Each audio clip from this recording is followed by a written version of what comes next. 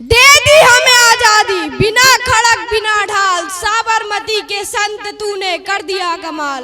बचपन से गाना सुनने के बाद मेरे मन में ख्याल आता था कि क्या इस देश को इतनी आसानी से आजादी मिल गई? क्या गांधी जी के एक नारे अंग्रेजों भारत छोड़ो से अंग्रेज भारत छोड़कर चले गए?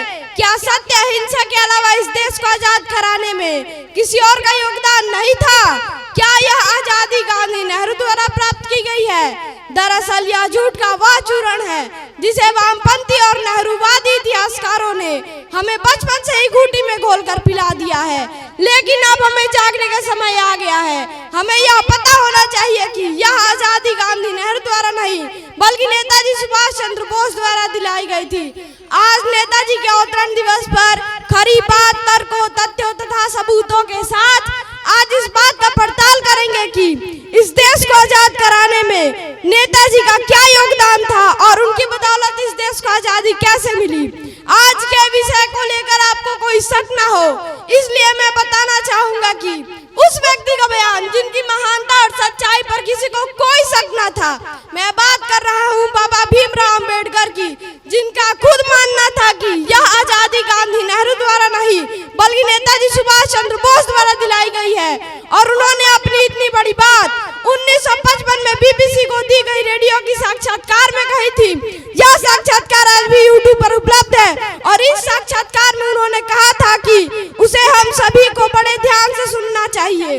उन्होंने कहा था कि सुभाष चंद्र बोस ने जो आजाद हिंद फौज बनाई थी उसकी वजह से अंग्रेजों ने भारत को आजाद करने का फैसला लिया। अंग्रेज इस भरोसे में भारत में हुकूमत कर रहे थे कि उस देश के राजनेता चाहे जो भी कर ले, फिर भी भारतीय सैनिकों का अंग्रेजी सरकार के लिए वफादारी कभी कम नहीं होगी। लेकिन सुभाष चंद्र बोस की वजह से अंग्रेजों का यह भरोसा पूरी तरह से चकनाचूर हो गया।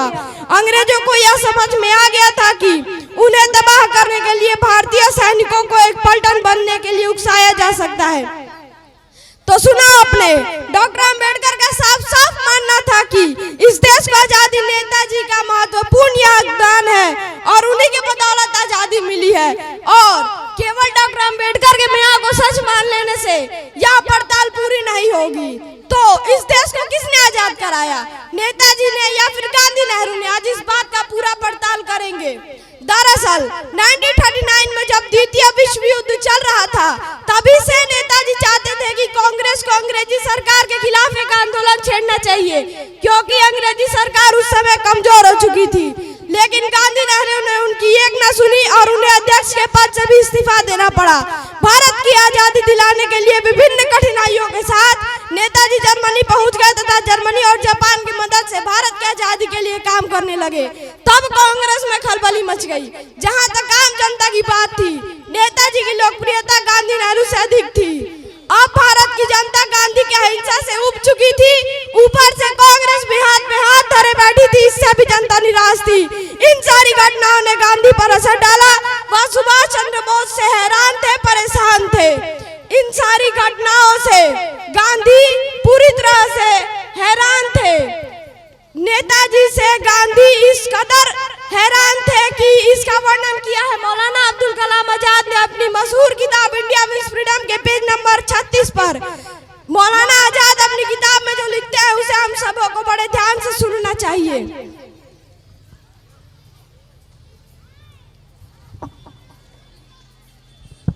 सुभाष चंद्र बोस द्वारा जर्मनी और जापान की मदद से किए गए प्रचार का लोगों पर काफी प्रभाव पड़ा।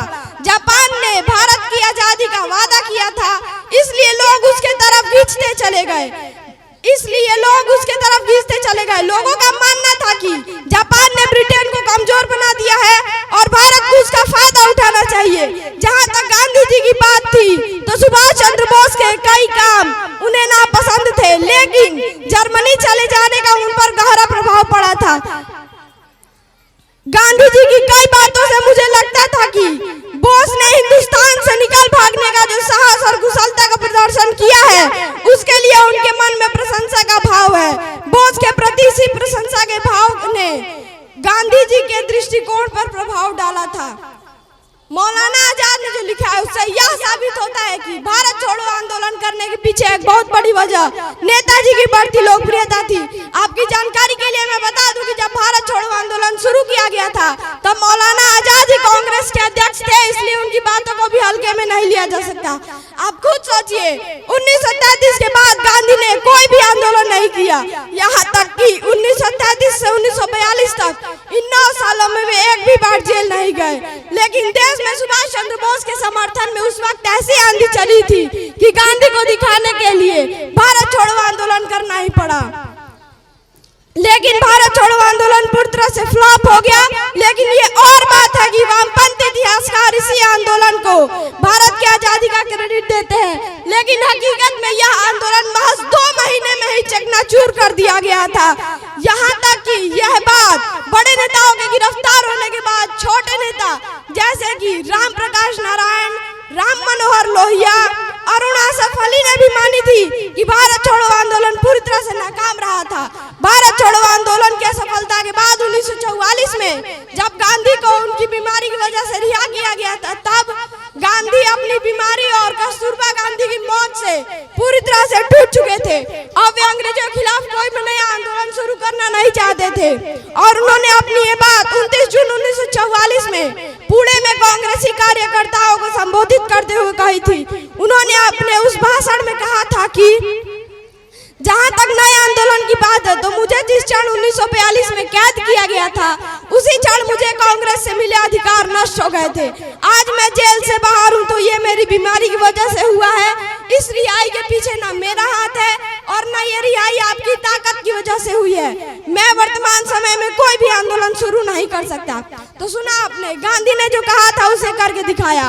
उसके बाद उन्होंने किसी तरह का आंदोलन नहीं किया। गांधी नहीं, नेहरू जैसे नेता भी अब अंग्रेजों से लड़ना नहीं चाहते थे।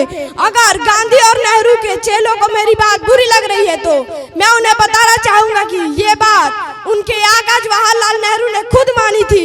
नेहरू के जाने माने पत्रकार लियोनार्ड मोसले ने अपनी किताब में लिखा है कि नेहरू ने 1960 के एक इंटरव्यू में कहा था कि वे अब बूढ़े हो चले हैं और थक गए हैं। वे अब अंग्रेजों से लड़ना नहीं चाहते तथा जेल जाना नहीं चाहते। लियोनार्ड मोसले ने इस इंटरव्यू को अपने किताब के पेज नंबर 246 पर छापा है। नेहरू ने इस इंटरव्यू में कहा था कि सच्ची बात ये थी कि हम लोग थक गए थे और बूढ़े भी हो चले थे। फिर जेल जाने की संभावना हम में से थोड़े लोग ही बर्दाश्त कर सकते थे। अगर हम लोग अखंड भारत के लिए अड़े रहते तो स्पष्ट है जेल के दरवाजे हमारा इंतजार कर रहे थे। देश के बंटवारे की योजना ने हमारे सामने एक रास्ता रखा और हमने उसे अपना लिया। तो देखा आपने, गांधी थक चुके थे और नेहरू जेल जाने से डर रहे थे। 1942 के बाद किसी भी नेता ने किसी भी तरह का आंदोलन नहीं किया, ऊपर से बंटवारे के लिए भी तैयार हो गए। ऐसे में कोई कैसे कह सकता है कि यह आजादी गांधी नेहरू द्वारा प्राप्त की गई है। एक तरफ गांधी और नेहरू की सेना अंग्रेजों के सामने सरेंडर बोल चुकी थी और दूसरी तरफ नेताजी और उनकी आजाद हिंद फौज अंडमान निकोबार, इम्फाल तथा में झंडा लहरा रही थी।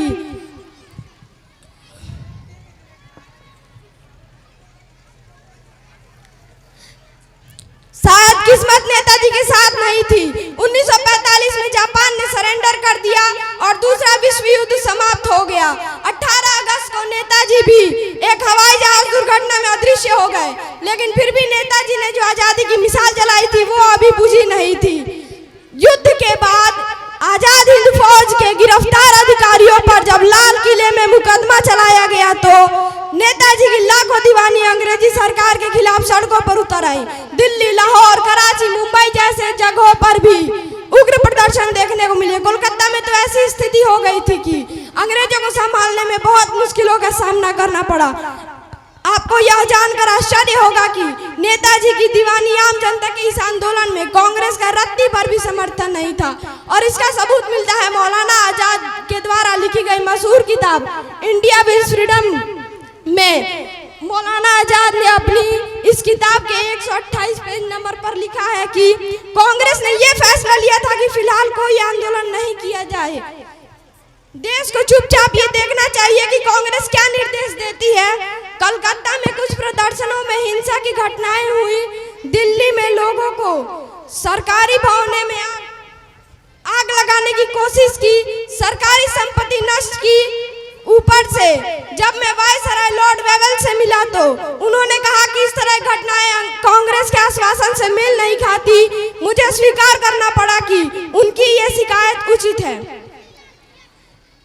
नेताजी और आजाद हिंद फौज के समर्थन में एक तरह से देश में बगावत का माहौल चल रहा था। ठीक उसी समय केंद्रीय प्रांतीय असेंबलियों का चुनाव हो रहा था। नतीजा, वोटों की लालच और जनता के भयानक दबाव के कारण कांग्रेस को आजाद हिंद फौज के लिए कानूनी लड़ाई लड़नी ही पड़ी। यहाँ तक कि जवाहरलाल नेहरू ने सालों बाद अपना वकीलों वाला गाउन पहनकर अदालत में जहर की। नेहरू के अलावा कैलाश नाथ काटजू, भोला भाई देसाई, तेज बहादुर सफरू, आसफ अली आजाद हिंद फौज के वकील बने।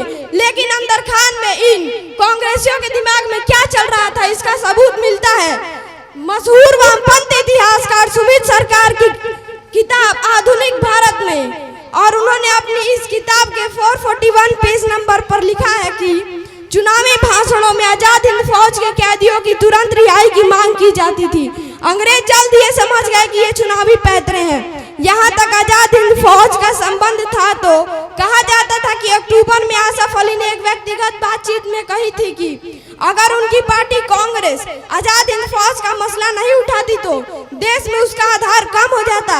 लेकिन कांग्रेस सत्ता में आती है तो ये निश्चित है कि वो भारतीय सैनिकों से आजाद हिंद फौज के सिपाहियों को निकाल देगी, बल्कि ये भी संभव है कि वो उनमें से कुछ पर मुकदमा भी चलाए। तो सुना आपने, कांग्रेस के नेता आसफ अली ये बताते फिर रहे थे कि आजाद हिंद फौज की सैनिकों का केस लड़ रही है क्योंकि उनका जनाधार कम हो जाएगा। वही वे यह भी कह रहे थे कि कांग्रेस को सत्ता में आने के बाद कांग्रेस दोबारा उन पर केस चलवाएगी। इतिहासकार सुमित सरकार ने कांग्रेस नेता आसफ अली हवाले से जो लिखा था वो इतिहास में लगभग सही हुआ। देश को आजादी मिलने के बाद भी नेहरू सरकार ने आजाद हिंद फौज के सिपाहियों को भारतीय सेना में कभी शामिल नहीं किया, यहाँ तक कि उन्हें युद्धकालीन पेंशन भी नहीं दिया। देश की आजादी के लिए विभिन्न कठिनाइयों और जुल्मों सहने वाले आजाद हिंद फौज और नेताजी को जरा से भी आजादी के बाद इज्जत नहीं दी गई थी। खैर, 1945 के बाद आजाद हिंद फौज और नेताजी के समर्थन में जिस तरह का माहौल बना, उनसे अंग्रेजों को बुरी तरह से डरा दिया। अब अंग्रेज को समझ में आ गया था कि चंद हजार गोरे सैनिकों के जरिए 25 लाख की भारतीय सेना को काबू में नहीं किया जा सकता।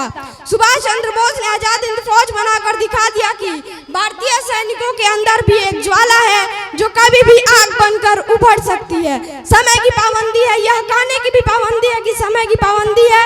इसलिए मैं यहीं पर अपनी वाणी को विराम देता हूँ। जय हिंद, जय भारत, जय सुभाष। धन्यवाद।